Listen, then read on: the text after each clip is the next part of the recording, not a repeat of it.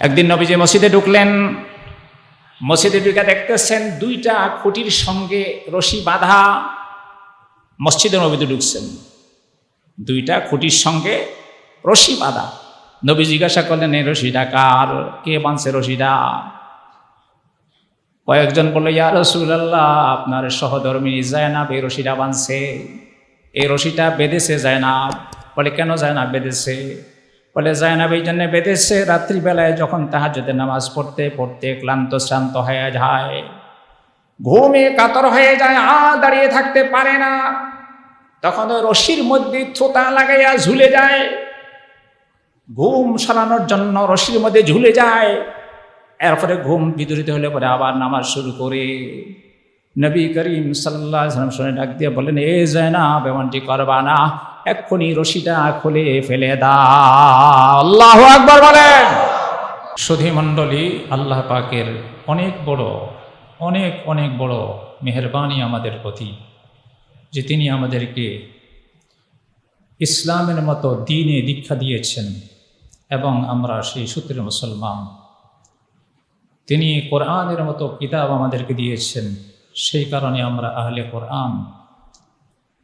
নবীজির সুন্নাহের মতো সুন্নাহ দিয়েছেন, এই জন্য আমরা আহলুস সুন্নাহ ওয়াল জামাআহ।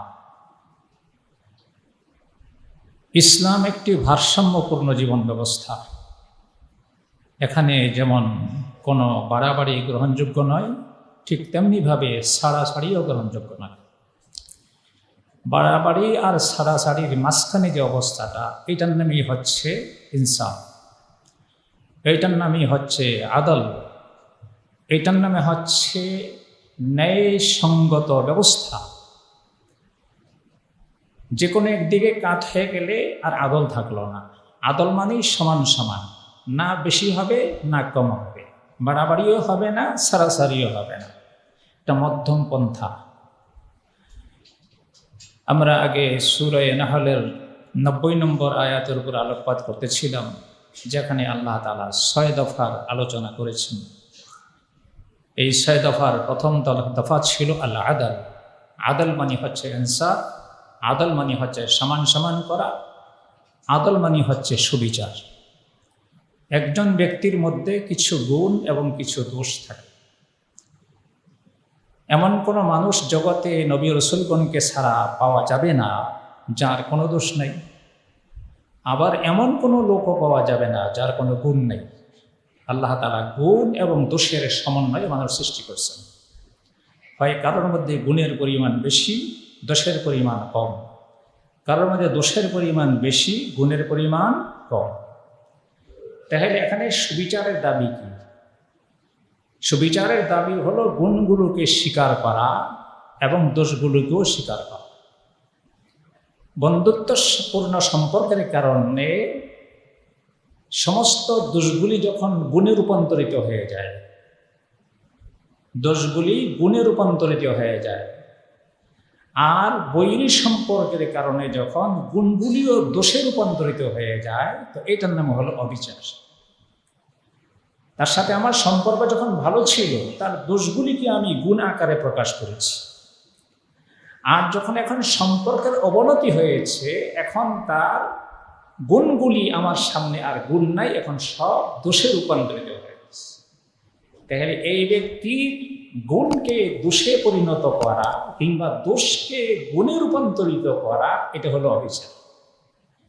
সম্পর্ক আমার যাই থাকুক না কেন, আমি তার গুণগুলিকে স্বীকার করবই। সম্পর্ক আমার যাই থাকুক না কেন, আমি দোষগুলিকে স্বীকার করবই। সেখানে আমার সাফাই গাওয়ার কোনো প্রয়োজন নেই। এটার নাম হচ্ছে আদল।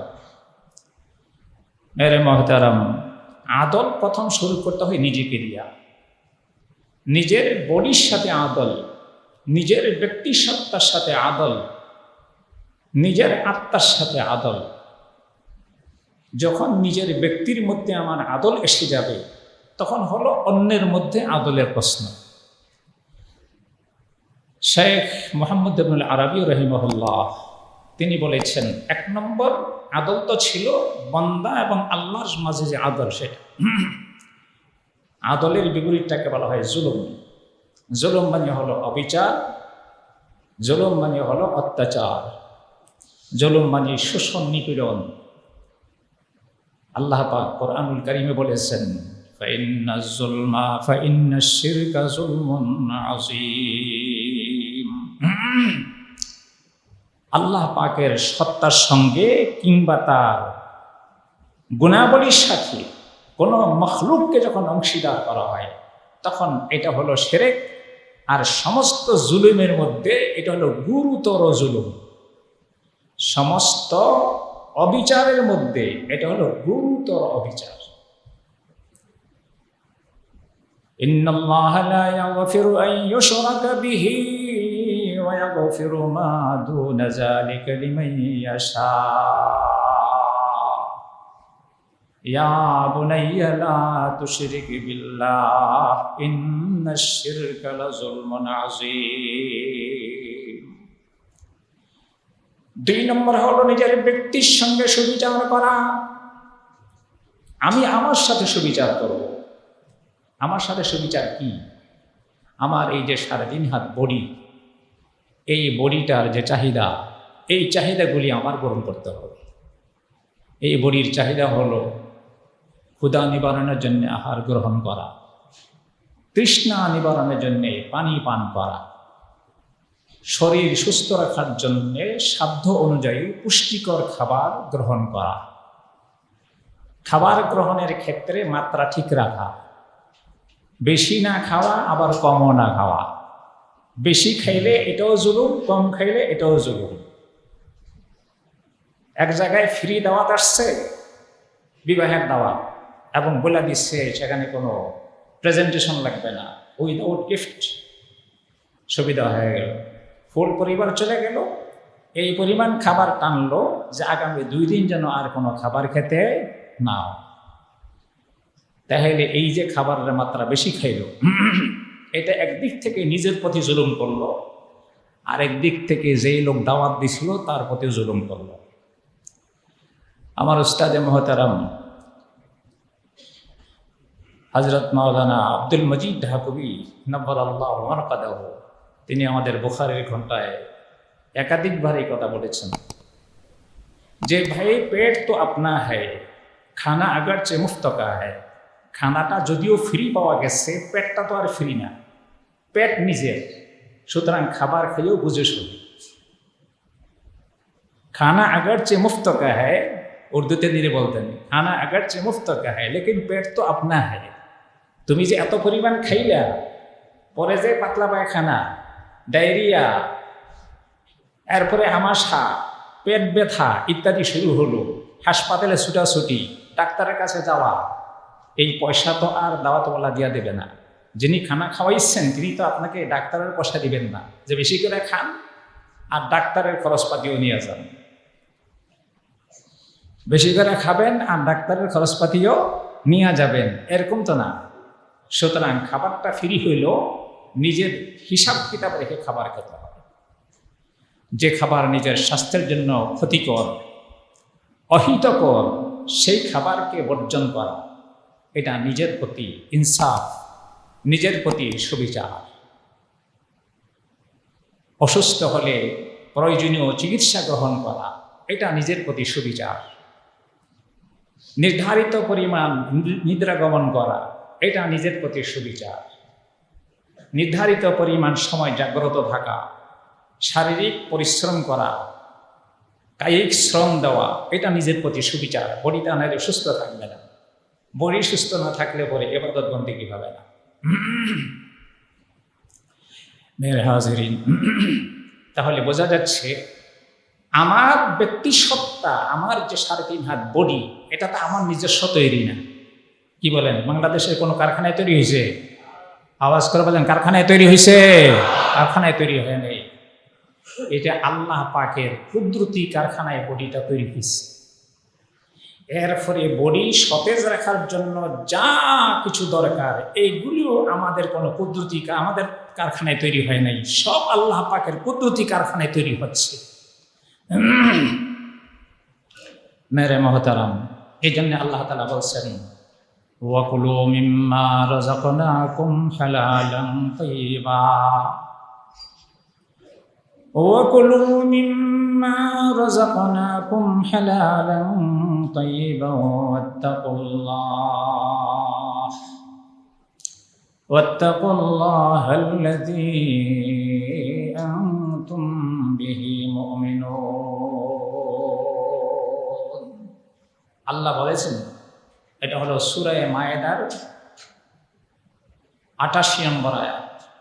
আল্লাহ বলেন, আমার বান্দা বান্দিরা, কুলু, তোমরা আহার করো, মিম্মা রাযাকাকুমুল্লাহ, আল্লাহ তোমাদেরকে জীবিকা দিয়েছেন, সে জীবিকা থেকে এটা খাও।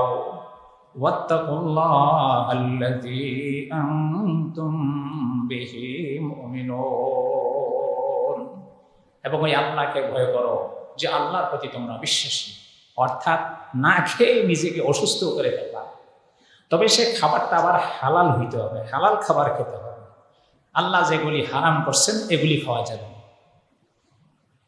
হালালের সাথে যখন হারাম মিশে তখন এই হালালটাও হারাম হয়ে যায়।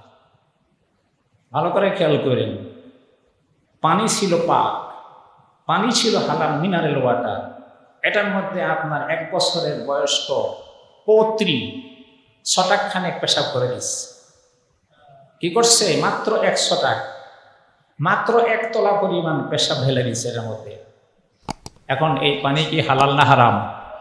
আওয়াজ করে বলেন, হালাল না হারাম? হারাম। এটা কোনো বাংলাদেশের সংবিধানে নেই, এটা আছে কোন সংবিধানে? আল্লাহর দেওয়া সংবিধানে এটা আছে। এটা খাওয়া যাবে না। হালালের সাথে হারাম যোগ হলে পরে সেটা হারাম হয়ে যায়। সুতরাং হারাম খাবার খাওয়া যাবে না, হালাল খাইতে হবে। নিছক হারাম তো খাওয়া যাবেই না, হালালের সাথে মিশাইও খাওয়া যাবে না। বলে ঝাল একটু বেশি হয়েছে, লবণ একটু বেশি হয়েছে, ভাত আর কিছু নিয়ে আনবে, নিলে পরে ঝাল কমে যাবে আর লবণ কমে যাবে। হারাম কিন্তু এরকম না, যতই তার সঙ্গে হালাল মিশানো হোক, হারাম কিন্তু থেকেই যাবে, হারাম থেকেই যাবে সেটা। কুলু মিম্মা রাযাকাকুমুল্লাহু হালালান তাইয়িবান ওয়াত্তাকুল্লাহাল্লাযী আনতুম বিহি মুমিনুন। তাইলে বডির মধ্যে হারাম ঢুকানো, এটা শরীরের প্রতি অবিচার করা হলো। একজনে বলে কিছু বাসি না, তেলা পোকার থেকে শুরু করে গুইসাপ পর্যন্ত যা আছে সামনে সব খেয়ে ফেলে। তেলাক পোকাও খায়, টিকটিকিও খায়, হনুমানও খায়, মধুরও খায়, যা পায় সব খায়। না, সব খাওয়া নিষেধ, সব খাওয়া যাবে। যা আল্লাহ হালাল করছেন এগুলি খাওয়া যাবে, তবে খানা বেশি খাওয়া যাবে না। কুলু ওয়াশরাবু ওয়ালা তুসরিফু, খাও পান করো, তবে অপচয় করবা না। বেশি খাইলে অপচয় হয়ে গেল, বেশি খাওয়া যাবে না, সীমিত পরিমাণ খাইতে হবে। পেটে যেই পরিমাণ টানতে পারে সেই পরিমাণ খাইতে হবে। এই কথাগুলি আপনি পাবেন ডাক্তারি বইয়ের মধ্যে, সেই কথার মধ্যে গরমিল থাকতে পারে, কিন্তু আল্লাহর কথার মধ্যে কোনো কি নাই, গরমিল নাই। বলো ওয়াশরাবু ওয়ালা তুসরিফু, তাহলে খাওয়া জরুরি, খাওয়া জরুরি, খাইতে হবে। আল্লাহ রাসূলের দরবারে নবীজির আজওয়াজ মুতাহহারাতের কাছে 3 জন লোক আসলেন, 3 জন সাহাবী। যা সালাসাতু রাহাতিন ইলা আজওয়াজিন ইলা বুয়ুতি আজওয়াজিন নবী সাল্লাল্লাহু আলাইহি ওয়াসাল্লাম। সাহাবী আনাস ইবনে মালিক বয়ান করেন যে আল্লাহ রাসূলের স্ত্রীদের কাছে 3 জন সাহাবী হাজির হইলেন। হাজির হইয়া তারা জানতে চাইলেন, ইয়াসআলুনা মিন ইবাদাতিন নবী সাল্লাল্লাহু আলাইহি ওয়াসাল্লাম, রাসূলের ইবাদত বন্দেগীর ধারা পন্থা অবস্থা জানার জন্য আসছেন। নবীজি মসজিদে যে ইবাদত করেন সেটা তো সবাই দেখে, কিন্তু ঘরে কি ইবাদত করেন এটা তো আর দেখে না। সুতরাং ঘরোয়া জিন্দেগিটা জানা দরকার। নবীজির ঘরে থাকার সময়ের যে জীবন, সেই জীবনযাত্রার অবস্থা জানা দরকার, সেই জন্য তারা আসছে। এখন শুইনা টুইনা তারা ফালাম্মা উখবিরু, বুখারী শরীফের হাদিস, ফালাম্মা উখবিরু কাআন্নাহুম তাকাল্লুহা, তাদের কাছে যেন মনে হলো এটা কম, এত কম ইবাদত করলে চলবে না। নবীজির ইবাদতের বিবরণ শুইনা নবীজি ঘরে যে ইবাদত করেন সেই এবাদতের বিবরণ শুনে তাদের মনে হইল যে না, এটা পরিমাণটা কম। কান্নাহুম তাকাল্লুহা। তারপর তারা আবার নিজেরাই বলল, আরে আইনা নাহনু মিনান নবী সাল্লাল্লাহু আলাইহি ওয়াসাল্লাম। আব্বাস কোথায় আর গাছ কোথায়? শব্দ মিলছে কিন্তু জিনিস মিলে নাই। আমরা কেন নবীজির সঙ্গে আমাদেরকে তুলনা করি? নবীজির সঙ্গে আমাদের তুলনা করলে চলবে না। ফাইন্নাহু কাদ গুফিরা লাহু মা তাকাদ্দামা মিন যামবিহি ওয়া মা তাআখার। তার সম্ভাব্য আগে এবং পরের সমস্ত গুনাহ খাতা ক্ষমা করে দেওয়া হয়েছে, সুতরাং তার ইবাদত কম করলেও চলবে। কিন্তু আমাদের তো অবস্থা এরকম না, সুতরাং আমাদের ইবাদত বেশি বেশি করতে হবে। সিদ্ধান্ত নিয়ে নিচ্ছেন। একজনে বলল, ঠিক আছে, তাহলে আমি কি করব? ইন্নী উসাল্লি ওয়ালা আরকুদুল লাইলা আবাদা। আমি এখন থেকে সারা রাত জেগে নামাজ পড়ব, রাত্রে 1 সেকেন্ডের জন্য আমি নিদ্রা গমন করব না। একজন বললেন। আরেকজন বললেন, ইন্নী আসুমুদ দাহরা ওয়ালা উফতিরু। আমি জীবনভর রোজা রাখবো, কোনোদিন রোজা ভাঙবো না। নামাজ পড়া রাত্রে এটা কি ইবাদত নাকি? আওয়াজ করে বলেন, রাত্রে নামাজ পড়া ইবাদত কিনা? ইবাদত। তাহাজ্জুদে নামাজ পড়বে, দিনের বেলা নফল রোজা রাখা এটাও ইবাদত। উনি সংকল্প করলেন সারা জীবন তিনি রোজা রাখবেন। আরেকজন বলল, দেখ, আমি সিদ্ধান্ত নিয়েছি, বিয়ে শাদী তো করছে, ঠিক আছে, বউ আর কাছে রাখবো না। ইন্নী আতাজিলুন নিসা। আমি নপুংসক হয়ে যাব, নপুংসক হয়ে যাব। আরেক হাদিসের মধ্যে আছে 10 জন সাহাবী হযরত ওসমান বিন মাযউন রাদিয়াল্লাহু তাআলা আনহুর ঘরে সমবেত হলেন। তাদের কালচার ছিল নিজেদের ইবাদত বন্দেগীর আলোচনা। আমাদের কালচার হলো দেখা হইলেই শুধু কেবল দুনিয়ার জীবনের অবস্থা, ব্যবসা কেমন চলছে, বাড়ির কয়তলা বাকি আছে, হোয়াইট ওয়াশ হয়েছে কিনা, ভিতরের ডিজাইনটা কেমন করছেন। আরে আমার ডিজাইন তো আমি করছি একজন চাইনিজ ইঞ্জিনিয়ার দ্বারা। আরে বলে আমারটা করছে একজন জাপানি ইঞ্জিনিয়ার দ্বারা। আরে জাপানি ইঞ্জিনিয়ার ভালো না, কানাডিয়ান ইঞ্জিনিয়ার ভালো। আর আপনার টাচ কি লাগাইছেন? বলে আমার তো পুরোটাই চাইনিজ। বলে চাইনিজটা ভালো না, থাইল্যান্ডেরটা ভালো। এই আমাদের সমস্ত আলোচনা হচ্ছে শুধু দুনিয়ার আরামায়েশ কেন্দ্রিক। 10 জন সাহাবী একত্রিত হয়ে গেছেন, একত্রিত হয়ে চিন্তা করতেছেন ইবাদত বন্দেগীর মাত্রা বাড়াইতে হবে। একজনে বললেন, তাহলে আমি সুস্বাদু খাবার কখনো খাবো না, আমি শুধু নিরামিষ খাবো। আরেকজন বললেন যে আমি তাহলে তেল, চর্বি, ঘি, মাখন এগুলি খাবো না। আরেকজনে বললেন আমি নপুংসক হয়ে যাব। আরেকজন বললেন আমি চলে যাব গুহায়, গুহায় গিয়া সারাক্ষণ আমি ইবাদত বন্দেগী আল্লাহ আল্লাহ জিকির করব। আরেকজন বললেন যে আমি গোসল করব না। আরেকজন বললেন যে আমি সুগন্ধি ব্যবহার করব না। এইভাবে নিজেকে আরামায়েশ থেকে বিরত রাখার জন্য সিদ্ধান্ত নিলেন। কারণ ওই সময়টায় তিনি আল্লাহ পাকের ইবাদত করবেন, ইবাদতে নিজেকে বিলীন করে দিলেন। নবীজির কাছে সংবাদ আসছে যে 10 জন বসে গেল। সেই 10 জনের মধ্যে 1 নম্বর আবু বকর, 2 নম্বরে ওমর, 3 নম্বরে ওসমান, 4 নম্বরে আলী, 5 নম্বরে আব্দুল্লাহ ইবনে মাসউদ রাদিয়াল্লাহু তাআলা। বড় বড় সাহাবীরা সব সমাগত হয়ে গেছে, জীবন আল্লাহ পাকের ইবাদতের জন্য উৎসর্গ করে। আল্লাহ নবী সংবাদ পাইছেন, গোপনে গোপনে তিনি ওই বাড়িতে গেছেন, ওসমান ইবনে মাসউদের বাড়িতে গেছেন। গিয়া দেখেন যে এই দলের সদস্যদের কেউ নেই, সব চলে গেছে, এমনকি বাড়িওয়ালাও নাই। ওসমানের বউকে জিজ্ঞাসা করলেন, এই তোমার স্বামী কই? বলে স্বামী তো বাইরে গেছে। বলে তোমার এখানে কোনো দরবার হইছে? এখন তো মহিলা চিন্তা করে গেল, দরবার হইছে না এটা বলা মুশকিল, হইছে বললো সব খুলে বলতে হবে, কোন দিকে যাব? এখন শেষ পর্যন্ত নবীজির কাছে লোকচুনি বলে, হ্যাঁ দরবার হইছে, দরবার এই সদস্য ছিলেন এবং তাদের এইরকম সংকল্পের কথা আমি শুনছি। নবী তো রেখে গেলেন। এবার তাদেরকে ডাকলেন, ডাইকা বলেন যে দেখো দেখো তোমাদের এই সংকল্পের কথা আমি শুনেছি, আমার জীবনের মধ্যে তোমাদের আদর্শ নাই, নিজেরা নিজেরা আদর্শ তৈরি করতেছ। আর ওই আগের ঘটনায় নবীজি ঘরে আসলেন। ঘরে আসার সাথে সাথে 3 জন সাহাবীকে দেখতে পেলেন। জিজ্ঞাসা করলেন, তোমরা কেন আসছ? সাহাবীরা বলেন, ইয়া রাসূলুল্লাহ, আমরা এই জন্য আসছি, ঘটনা এই। নবীজি বললেন, হে আমার সাহাবীরা, ভালো করে শোনো, আনা আখশাকুম লিল্লাহ ওয়া আতকাকুম লাহু। তোমাদের সমস্তের মধ্যে, সবার মধ্যে আল্লাহর ভয় সবথেকে বেশি আমার মধ্যে, আমার দিলের মধ্যে।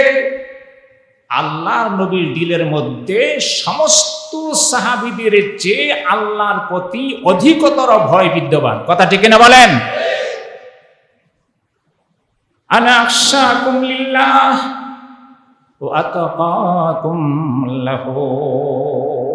এবং তোমাদের মধ্যে সব থেকে বড় পরহেজগার হইলাম আমি, মুহাম্মাদুর রাসূলুল্লাহ।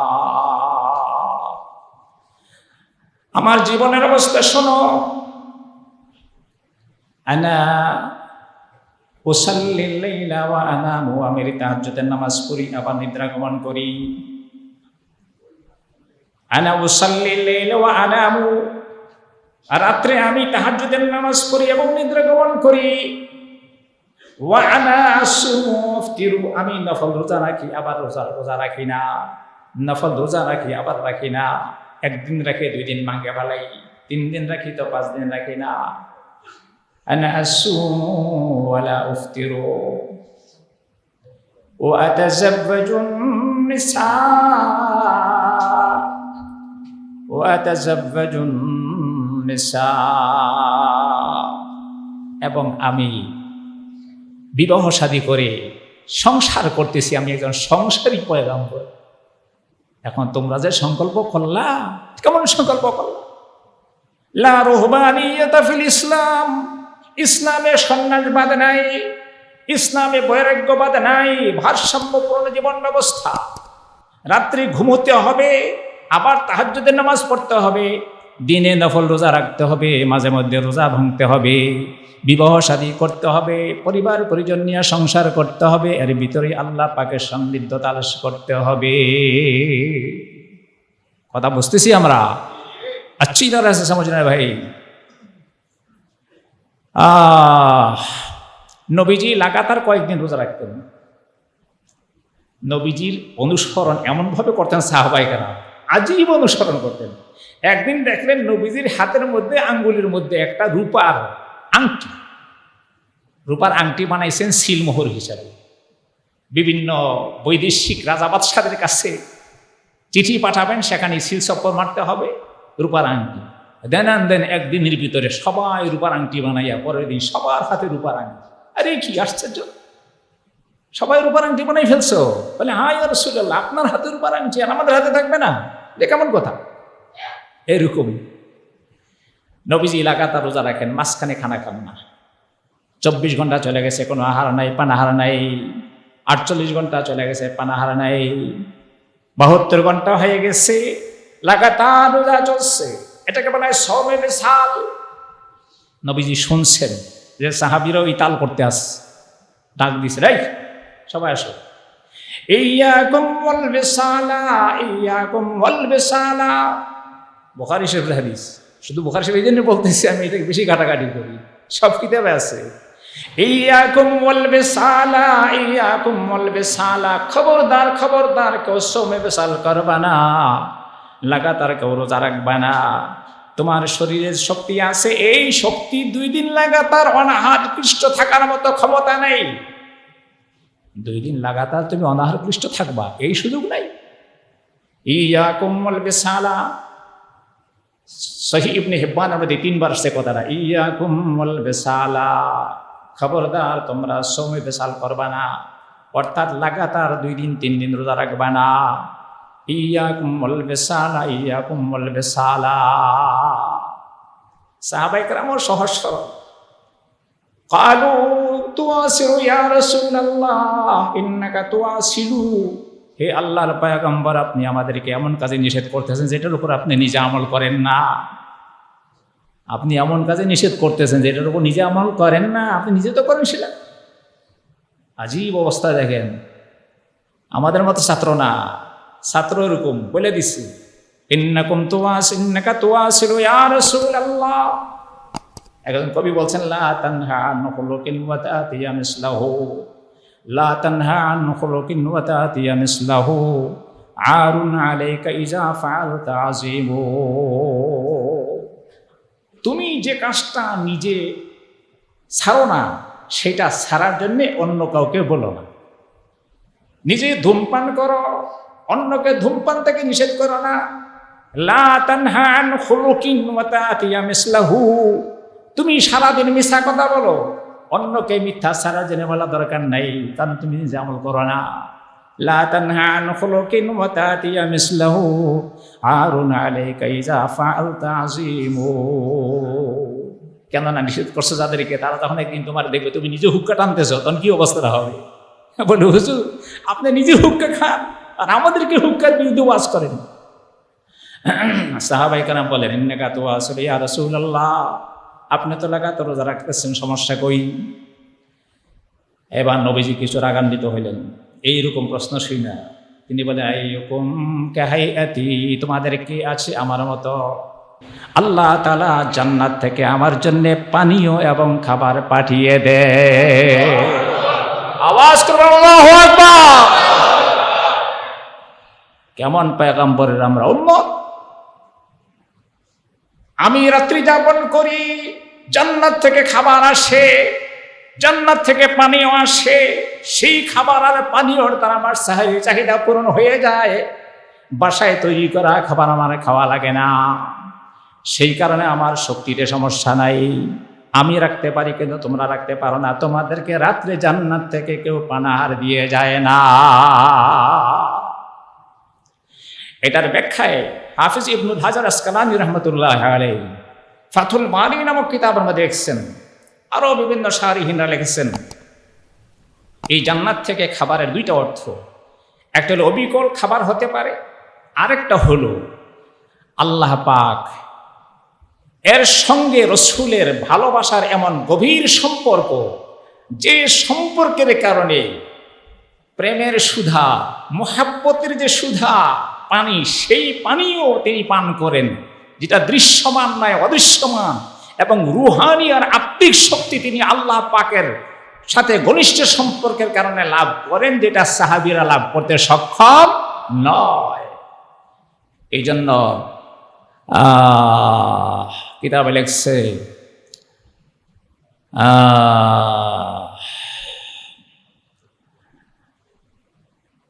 কবিতাটা বলে গেলাম, সেই কবিতার মধ্যে আছে যে আল্লাহ পাকের যে মহাব্বত, সেই মহাব্বতটা এমন এক মহাব্বত, যেই মহাব্বতের কারণে বান্দা সতেজ থাকে, এই সতেজতার কারণে সে লাগাতার রোজা রাখতে সক্ষম।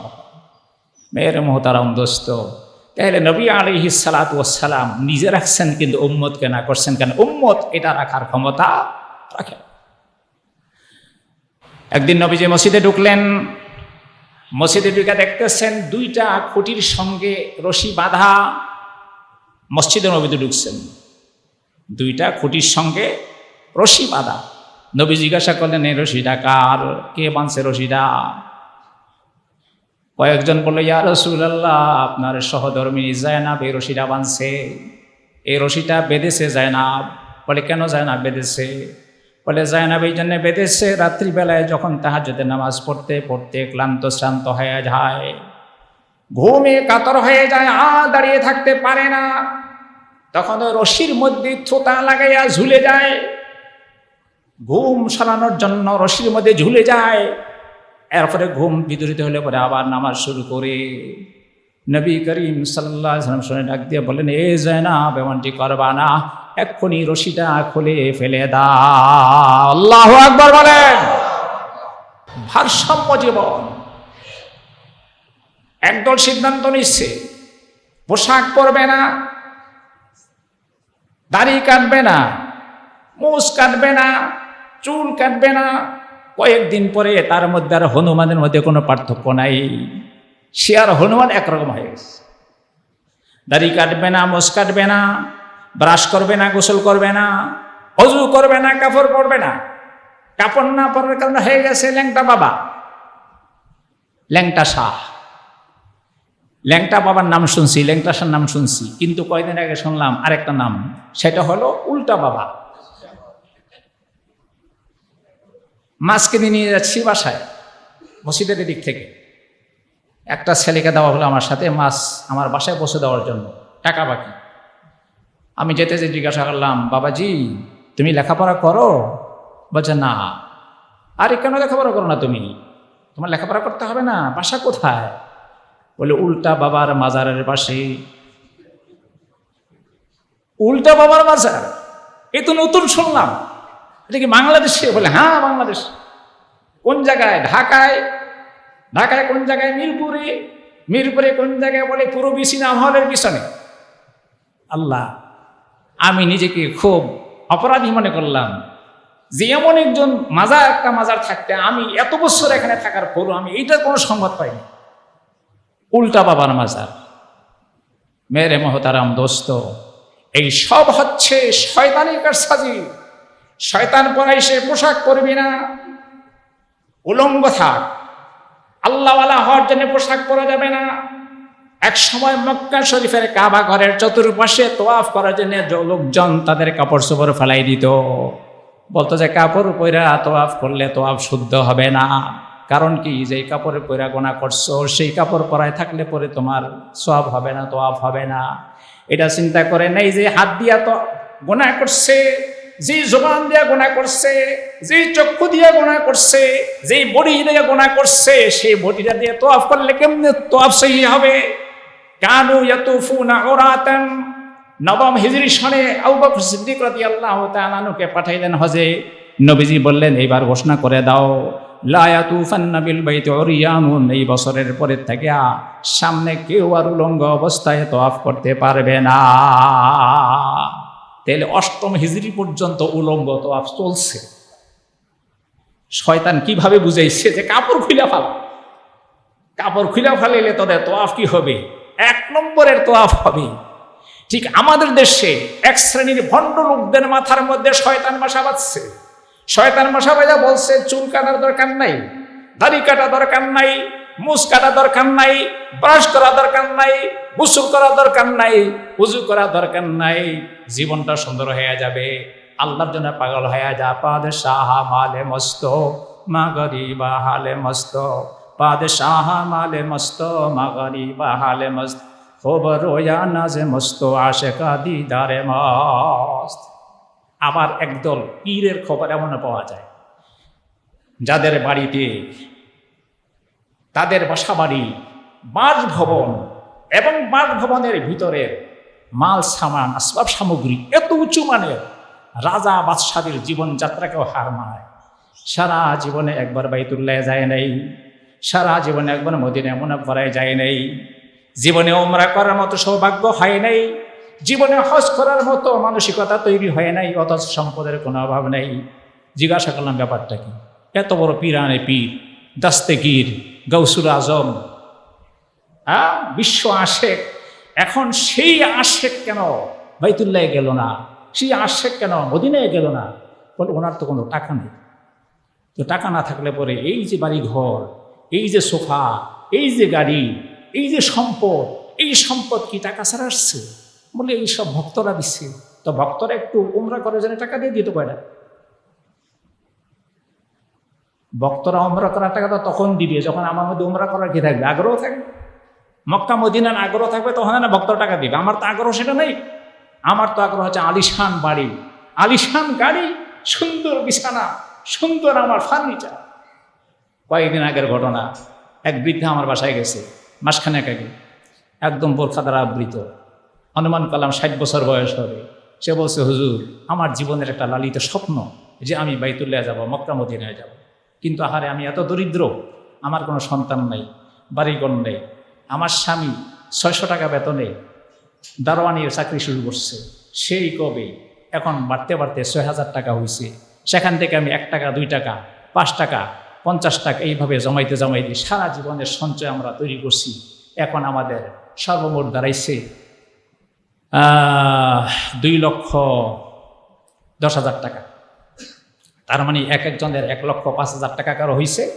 এর মধ্যে কে বা কারা শুই না 10,000 করে 20,000 টাকা দিয়েছে, সব মিললে 1,25,000 পার হেড হয়েছে। এখন 1,25,000 টাকা দিয়ে ওমরা করতে যাবে, এর মধ্যে তারা পাসপোর্ট করে ফেলছে। জীবনে আর কোনো লক্ষ্য নাই, একটাই লক্ষ্য, একবার মদিনায় যাবে, একবার মক্কায় যাবে। যেহেতু তাদের সন্তান নেই, তাদের জন্য কে দোয়া করবে? মক্কা মদিনায় গিয়ে নিজেদের জীবনটাকে একটু ফ্রেশ করে আসবে বয়সের এই সময়। একজনের কাছে টাকা দিছিল, উনি 6 মাস ঘুরেইয়া বলছেন যে এখন তো দেশের অবস্থা ভালো না, এখন তো সম্ভব না, আপনি এখন টাকা নিয়ে যান। এমনকি বাকার আমার ঠিকানা দিচ্ছে, আমার বাসায় আসছে। আমি চলে গেলাম ভাবের জগতে, যে কত বড় আল্লাহ প্রেমিক, দারিদ্র পীড়িত, কিন্তু তার মন সেই সময় থেকে, আজ থেকে 30 বছর আগের থেকে আমার ঝুলে রয়েছে। মক্কায় যাবে, মদিনায় যাবে, টাকা গোছাইতেছে, 2 টাকা 3 টাকা 5 টাকা 100 টাকা 50 টাকা করে গোছাইতে গোছাইতে সারা জীবন পার করে দিছে। এখনো মক্কা মদিনায় যাওয়ার মতো পয়সা তার হাতে জমে নেই। আপনি কিভাবে চিন্তা করবেন সেটা?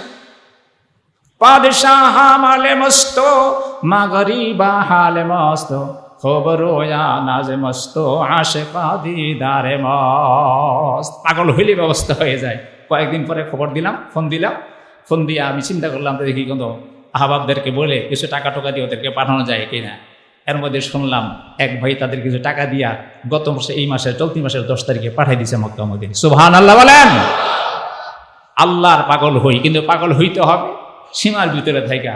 আল্লাহ তাআলা আমাদের সকলকে কবুল মঞ্জুর করান, আমিন। لبيك لبيك اللهم لبيك